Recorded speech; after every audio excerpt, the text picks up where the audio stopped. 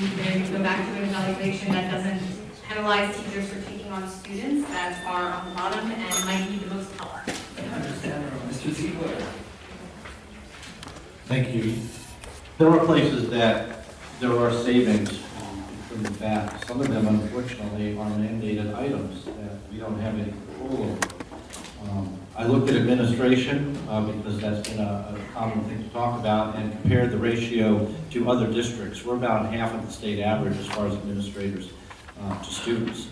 Does that mean that we can't be more efficient there? No, there are times that we can combine jobs, give somebody a little bit more, and have them have extra work as long as it's not too much, but they have to be compensated fairly. An example of where we have mandated VAT, for example, and this is an odd one, is in transportation. A school bus has to be inspected every 30 days. It's 400 plus buses. So if you work out the number of technicians, it's about 11 extra people just because there's a mandate to inspect buses every 30 days. How many positions can we save if it's every 60 days? Is it really necessary? There are a lot of things that are mandated we must do that a lot of people consider waste, and I do agree with that. Thank you, Mr. Ziegler. Mr. Meeder. Do we have factory trim? Absolutely. Let's go look at the air first. If we look at, I'm just going to pick two departments for you. Financial services, we've gone from 2 to 3 positions, and in 1 year, $100,000 more is being budgeted just for that department. Labor relations, they've gone from 2 to 4 people, and the increase this year that's budgeted for is $140,000. The list goes on. You have a bureaucracy. It's something that wants to continue to grow and grow. I feel my responsibility when I'm elected to the school board is to be the check and balance on that bureaucracy and say, no, we don't need this program. We don't need this new software. We don't need armored car services picking up an average of $2,000. Thank you. Ms. Belford. I believe every organization has fat to trim. Last year, millions of dollars were cut from the district department budgets.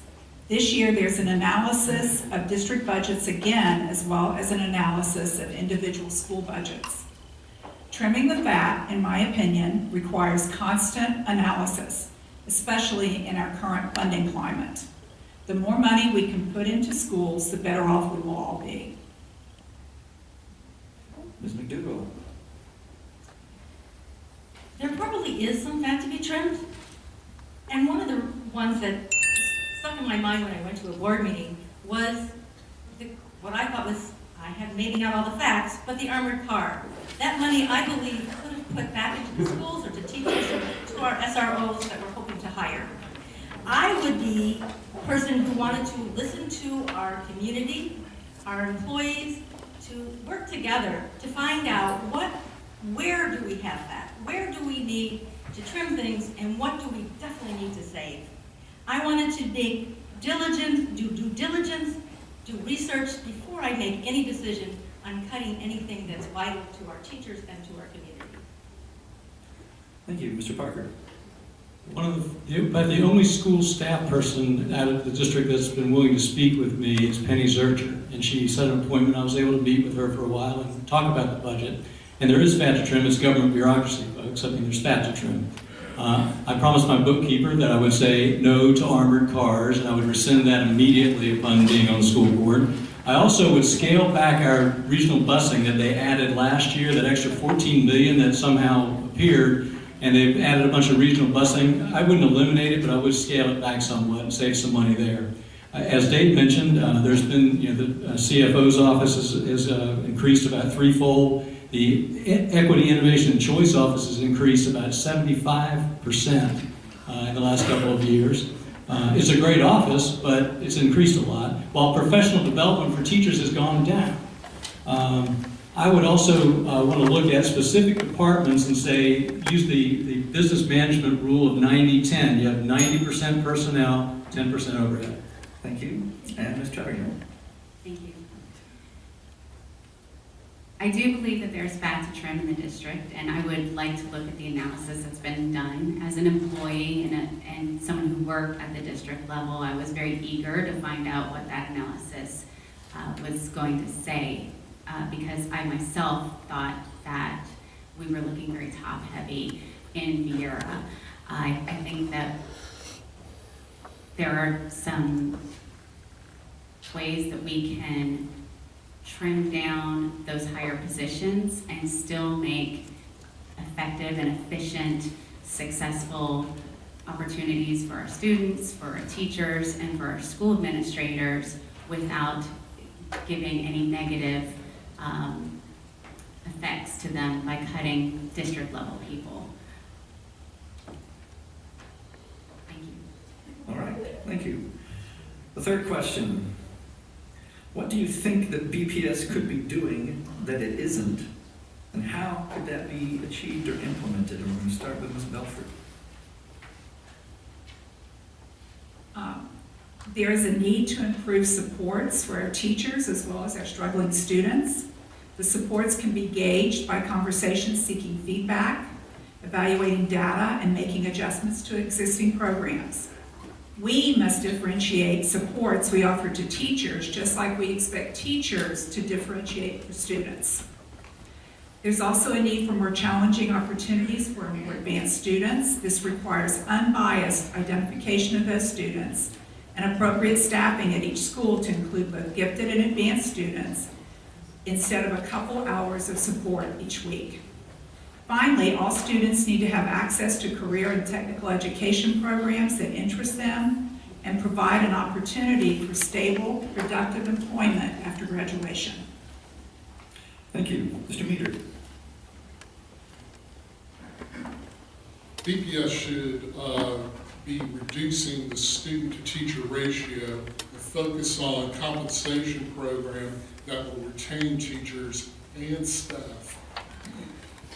We are in a people business, so we need to reprioritize how we budget. People first. That's the most important thing, most important key to success for our students. Again, I'm going to get on the armored car service. Do you understand you're a 501c3? Contract costs just over $500,000. You know you're a 501c3, right? You break it out You know by you're not average, they are profit. picking up You know approximately you're violating IRS $2,000 rules, aren't from you know that, each right? school. It is Vanessa, a waste as an of money, officer, you know. and there's no need No, for I'm it. fine. Put the money back into the schools where it belongs. You're a 501c3. You are supposed to adhere to the political campaigns. And you know by law you're not supposed to, in a nonpartisan race. Am I really calling the police? I believe one Call of the the things police. that I dare you. we're not doing, I won't say at all, but well, is community involvement. No, I'm not. We live on the Call the Space police. Coast Call the with police. thousands of retirees. We have right within arm's reach wonderful resources that we could be using. Who would like to be a part? I sat down with some of the You're a 501c3. home builders and contractor association guys last week who wanted to know. They wanted to know how could they get involved, how can we improve our workforce, the guys who are going to be coming working for us. And we talked about the career and technology education program and said the schools would love to have you in there. I think we need to increase that. I've actually talked with some of the people from Brevard Schools Foundation about the idea of a volunteer corps. We have 2 of the lower performing schools in the state, down in District 5, University Park and Turner Elementary. And their principals led the way by asking for community involvement. You're welcome. The idea of the volunteer Enjoy. corps would be similar to the substitute system, where we have people who recruit to volunteer, and the schools who have lower parent involvement could have a list of people to use for field trips and such. Thank you. All right, Ms. Dameron. As I said in my opening, treating teachers like the professionals that they are. We all understand that the Florida legislature hands down a tight budget, but by continuing to treat BFT as the enemy and fight cost of living raises tooth and nail, we're really creating a long-term problem when it comes to retention and recruitment. So we're even seeing it already with the issues with the substitute shortage. So making teacher salaries a budgetary priority is a step in the right direction, but respect for teachers can be demonstrated in other ways as well. For example, holding only one faculty meeting per month during planning. In fact, any decisions that protect planning periods for teachers duty-free lunch so that you actually have 20 minutes to go chew your food and maybe go to the bathroom one time that day. Bring back a dialogue and a culture of respect for teachers and support staff is one area that BPS can improve. All right, Mr. Ziegler. Support for our employees all across the board. I feel too often that when there's an issue between them and HR of the district that they're not being treated with respect as something we talk about, but I don't believe that necessarily our organization is walking the walk and doing what the board believes in. And I've had some talk with BASA and BFT about that, and we're working on some of that. Scrutinize our career and technology education programs for relevance. In other words, not offering a program because it gets us brownie points or that it generates us revenue back to the district, but we need programs that actually will result in successful careers for our kids. Consult our employees more often. This wasn't done with the substitutes or with the armored car or with security. I did that with all three of those items. I went to our schools, talked to them, found out with the substitutes that no, it wasn't going to save us. Their proposal wasn't going to save us $300,000 a year. It was going to cost us $2 million a year. I was furious about that, and after talking to our schools, I realized that I didn't need to support the armored car, and I did vote against the armored car. All right. Ms. Trevinger. Thank you. I think that BPS can support our employees better with the retention issue that we have. It's not just a teacher retention issue, it's an entire district issue that we have with employee retention. We have many professionals coming in and training up, building to capacity in our district so that they're able to serve at the level that we need them to, and then have them move on to other areas and other districts serving there, and then giving us the loss of that employee and having to bring in new employees and train those up. We're ultimately at a loss and in our departments for support personnel all the time. We are low on our school psychologists. We can't fill the positions for our behavior analyst, and it is a detriment to our students. Thank you, Ms. Trevinger. Mr. Parker.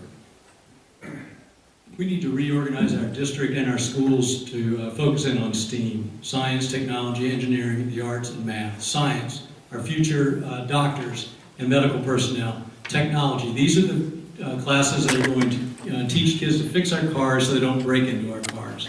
Engineering, our kids can go to college and come back and launch rockets. The arts, that's what keeps us civilized. And math, those are our computer programmers and our computer coders in the future. These is full employment when we send kids out of Brevard Public Schools with STEAM. And on top of that, if you look at those 5 letters, they fit perfectly into the columns for our school grading system and what industry certifications we have to have, as well as what EOCs we have to have for those school grades. So it's a no-brainer. That's the future. The future needs to be now in Brevard County. We are the Silicon Valley of the East Coast, and we need to step it up in Brevard schools and make STEAM our focus. And Ms. McDougall. I think one of the things that is so important that our school board has not been is reaching out to our community and to our teachers and listening. I've heard it over and over again. I'm not being heard. And I talked to several teachers, and after I spent time with them, they said, thank you. Thank you for just listening. It's one of my strengths. But I also feel that if I was on the school board, I would want to develop a culture of transparency, of mutual respect, and integrity. We have 2 schools right now in our district, 2, that are underperforming, 1 significantly. And that's one area that I want to go to that community. I want to talk to the school employees. I want to talk to the parents and the students. What can we do to help them be back on track? I think that's so important. All right, 4th question for the evening. How would you rate the actions of the Brevard legislative delegation concerning education? And what should be the determining factors? This is a 2-parter. right? Number one, rate them, and number two, what should be the determining factors in the kind of relationship that the school board has with Brevard's legislative delegation? And to start that one off, Ms. Treppinger. I think that there's always room for growth whenever you're rating anything, and I think that we've got ways that we can improve, but overall we've done a good job. We need to make sure that we continue to be effective with that collaboration and make sure that it remains healthy and that... Can I ask you to shut off the camera? No, I'd like for you to talk here. No, sir. You need to leave the room. I would like to talk to you here. There are no, we can talk right here. Actually, you're not a guest of this event, so you need to leave They're a the event. 501c3. By law, IRS law, they need to include me up there. Okay, then I'll... And if you want to read the statute, I got the statute right here. So you should arrest him for not following the IRS rules. That's a federal matter. Okay, well then I'm not doing anything. You should work it out in court later. No, I would like to stay here. Actually, you need to go. Thank you. Thank you. It's time for you to leave, David. This is an invitation only debate. It's a 501c3. By law, they need to invite every candidate nonpartisan. They are not following law. Okay. I look forward to hearing from you. Again, it's a federal issue. I'm here because they rented. Am I violating any law? If this is a civil, if this is something civil, then they need to bring civil. But this is not a criminal matter. You don't have to be here. Thank you. Unless I pose an issue. Well, no, because they're a 501c3. So by law, I'm supposed to be invited here. Okay, well then you can arrest me and you can take me out. But until then, you know the law. I've included it. So you are informed of what's going on. If you want to play this game, then you do the wrong thing and arrest me. We're fine. I'm sitting here quietly. I haven't bothered anybody. I haven't bothered anybody. Thank you. I think that was a bad example. But Thank what everybody also should know is Mr. Paterakis was invited to our last forum, and he was very disrespectful at our last forum, and it was decided by the members of our organization for him not to be here. I asked him numerous times to stop recording, as we asked nobody to record, and he will not stop. So we're asking him nicely to leave, and that is our right to do so. No, you're a 501c3. By law, IRS law, as a nonpartisan, you need to invite me to be up there. You are breaking the law. You're going to lose your tax exempt. So, ladies and gentlemen, I have it all on video, the last forum that we had, and I was not disruptive. But what bothers me, ladies and gentlemen, is that you are being censored of all. You're being censored. Now, there's the majority here. I agree, the majority here do not want to see me. But those who want the truth, those who want to understand what is going on in our schools. And yes, Dan Bennett was correct. I did name teachers, and those teachers were accused of pedophilia or child abuse. Now, if you don't like hearing that, then that's one thing. That's something that you have to deal with your God. But I believe, as good people, you would want to have teachers named when they abuse children. When they abuse students, you need to make sure that you protect them. And it would not be anybody's...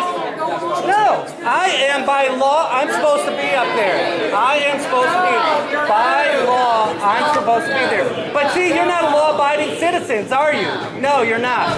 No, you're right. You're right. You would rather have pedophiles, you'd rather have the misspending, you'd rather... What's sad is that you guys got only $200.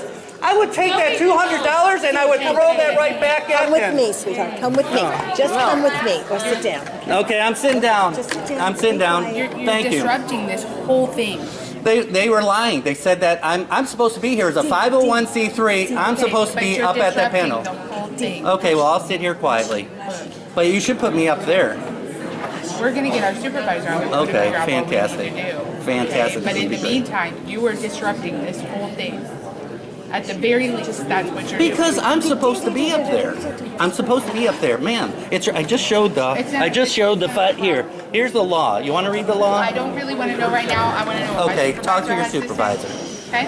Thank you. Talk to your But in supervisor. the meantime, you're disrupting this whole thing. All right. Okay? The people have left. That's awesome. Well, to be fair, he wasn't disrupting until they tried to kick him out, honestly. He was just sitting here. Thank you.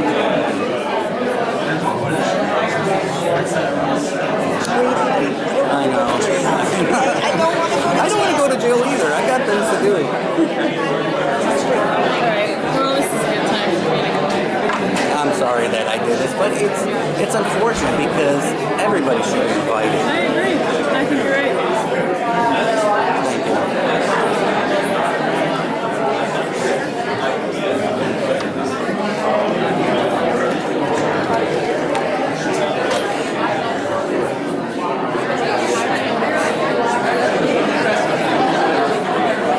Thank you.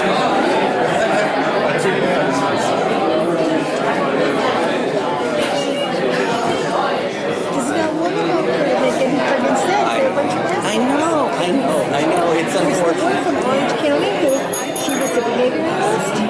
There, she left Brevard County to go to Orange County because of the pay, the conditions, and she's a I believe that we have restored a modicum of decorum and that we may continue without further outbursts. Is that so? And please, take a seat. Take a drink. If you have one. A deep breath.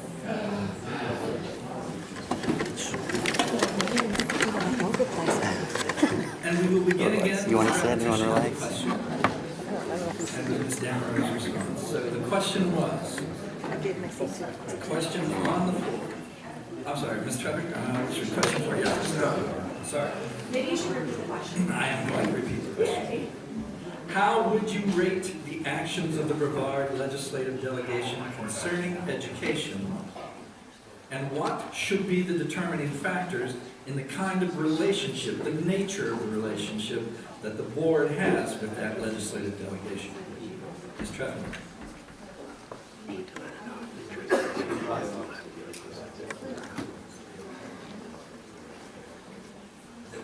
They're working? Okay.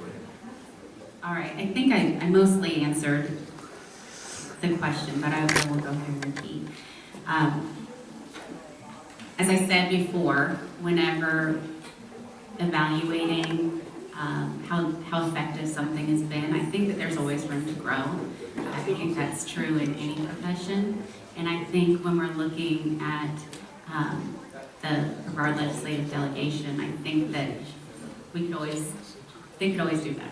And we need to make sure that we maintain a collaborative relationship and make sure that the decisions being made are effective for the entire district, for employees and for our students and teachers as well.